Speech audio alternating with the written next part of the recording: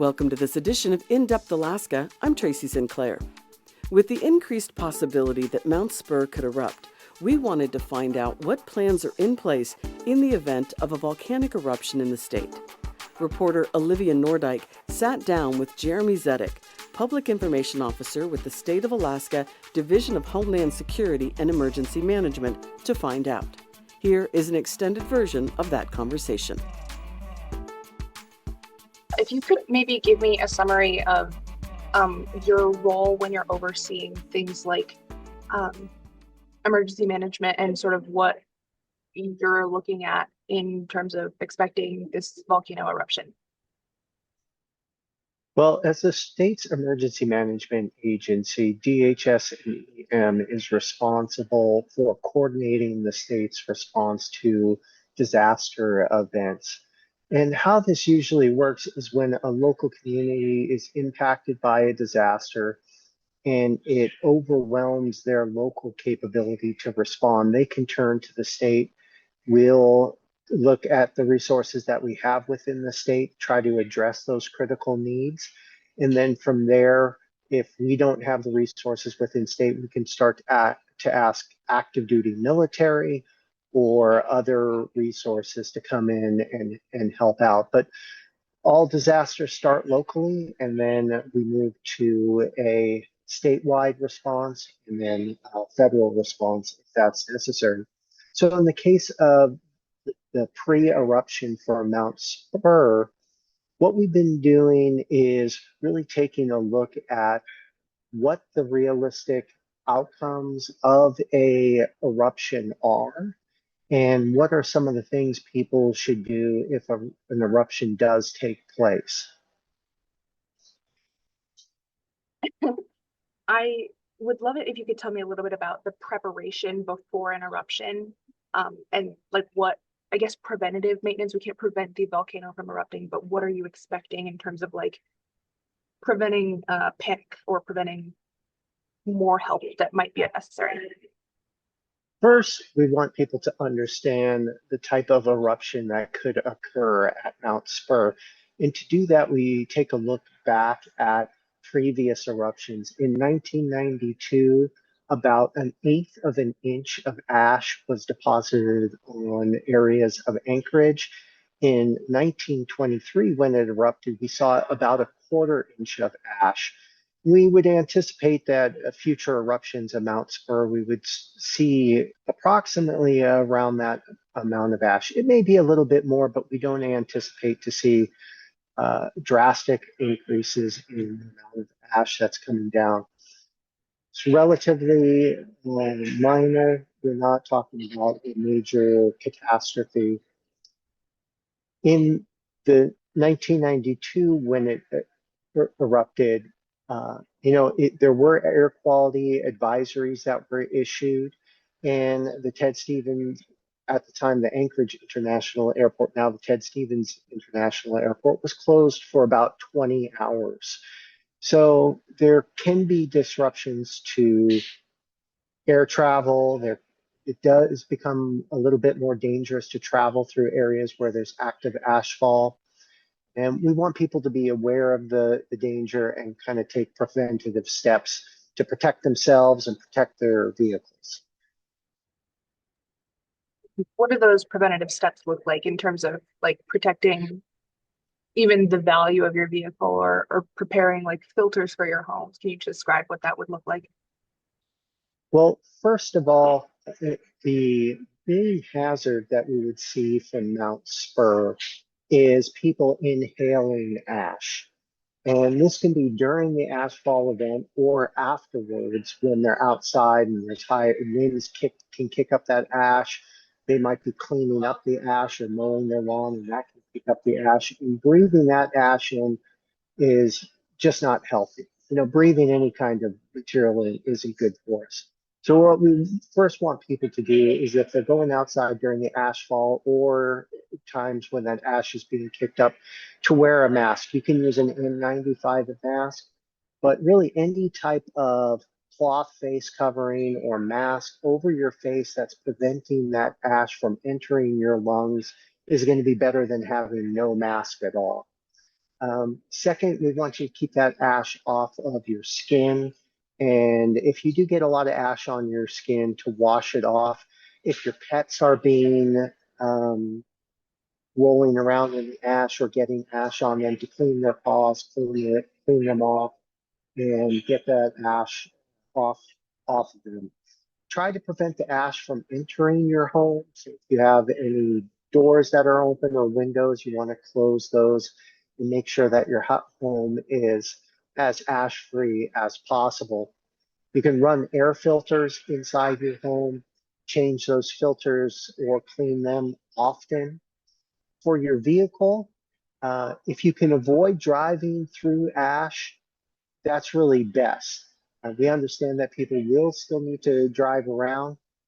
Uh, you'll want to change your air filter or clean your air filter on your vehicle often. Use your windshield wiper fluids every time you use your windshield wiper blades. Park indoors, park under cover, or cover your vehicle if there's going to be ash falling on it. The ash is very abrasive, and it's just going to add wear and tear to your vehicle. So if you have to drive through ash, change those filters and also change your oil more frequently. Now, when it comes to like, let's say we're assuming that the volcano has already erupted, is it a good idea for people to be going out and going about their business, or what would you say, like how to expect to proceed if an eruption does occur? Is it stay home if you can, or is it like just take these precautions? I think if people can stay home and avoid traveling during the periods of ashfall, and if there's air quality advisories issued by Department of Environmental Conservation, uh, then if they can avoid traveling, that's advisable. There will be less wear and tear on your vehicle. You're going to expose yourself to less ash, but the ash is going to be around for a while, and there's going to be periods where vehicles can kick that ash up, and there may be winds that come through, and that air quality is going to degrade once again. So if there's an eruption, the ash is something that we're going to have to live with for a little bit of time. And so we want people to be aware of the threat, take precautions to protect themselves, but it's certainly something that we're going to have to live with That's if there's interesting. an eruption. Right, right. That is interesting that it's just going to be a fact of life for a little bit. Um, should that happen, I would like for you to maybe describe for me too, a timeline of like in terms of if there is an eruption, if we confirm that it's expected um relatively soon, like if it's we'll know. So I've heard that we'll almost 100% know before it occurs. Um, tell me what the process of making sure that people are prepared and taking the correct precautions. Yeah, if there's an eruption, it's a little bit tough to say what areas are going to be impacted by the ash and when. It really comes down to the wind direction and the wind speed. So we've been working with people, emergency managers on the Kenai Peninsula Borough, within the municipality of Anchorage, and in the Matanuska-Susitna Borough. That's really the kind of the area that we anticipate could be impacted. But that's not to say all of those areas are going to be impacted. We could just see one area impacted or multiple areas. Depending on the winds, we could see a large area impacted with a very small amount of ash. So it's a little bit difficult to say which areas are going to be impacted until the eruption actually goes off. We see how much ash is released. We see what the wind directions are. But what we've been focusing on in this pre-eruption phase is really providing people with some good information so they have a good understanding of what the volcano is going to do, and then ways that they can protect themselves. If you go to ready.alaska.gov, we have 3 documents on that page. One is an ash alert brochure that talks about ways that you can protect yourself, your pets, your family, your motor vehicles. One is an FAQ that talks about specific Mount Spur eruption conditions and some of the questions that people may have. And then the USGS also has a fact sheet on the Mount Spur volcano and previous eruptions and how they're monitoring that. So we hope people will go to ready.alaska.gov, take a look at some of those volcanic resources that we posted in this pre-eruption phase for Mount Spur and get a little bit of education so they understand what the conditions are, what the expectations are, and what they can do to prevent any type of damage to themselves. I think I have 3 last questions, and then, I know I've taken quite a bit of time, but I just have so many things that I'm interested in myself.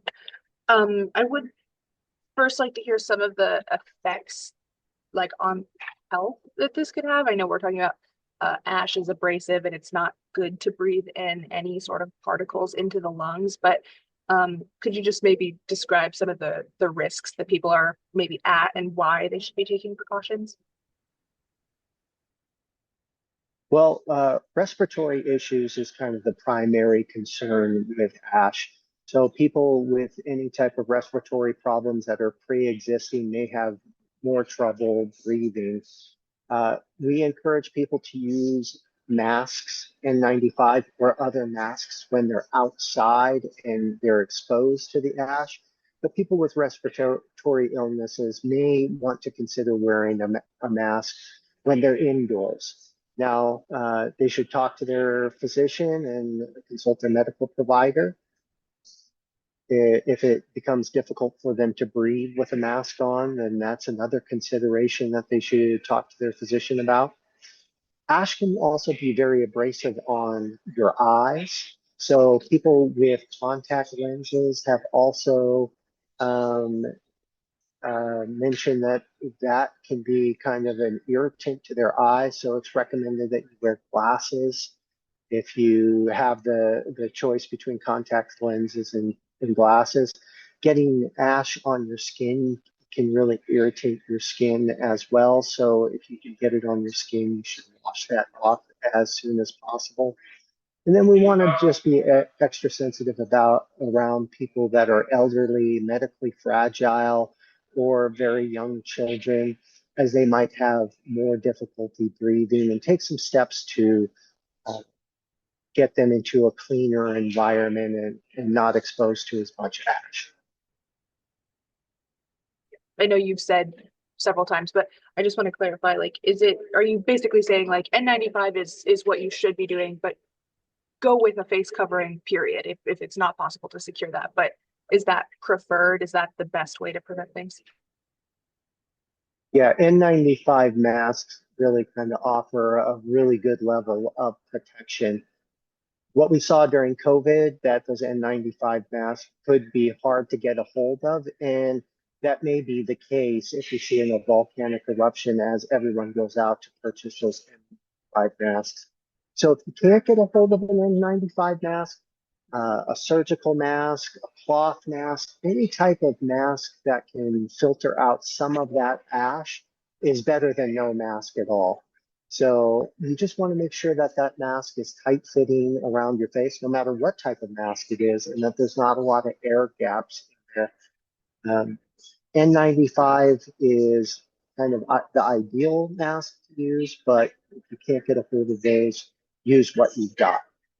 I do think that when you say a volcanic eruption coming soon, um, it induces a little bit of panic. It does for me, for sure. Uh, what are you expecting in terms of community response? Are people going to be panicking? And like, what what does that look like? Well, we've been working with emergency managers within the different communities that could be impacted by a Mount Spur eruption. We've been trying to put together some information so people have a good understanding of what a eruption will look like. It's uncertain if the volcano is going to erupt and where the winds will take that volcanic ash. So I would hope that Alaskans would just kind of pay attention to the situation, understand the risk and threat, and then if there is some type of eruption, just to kind of take the appropriate steps to protect themselves.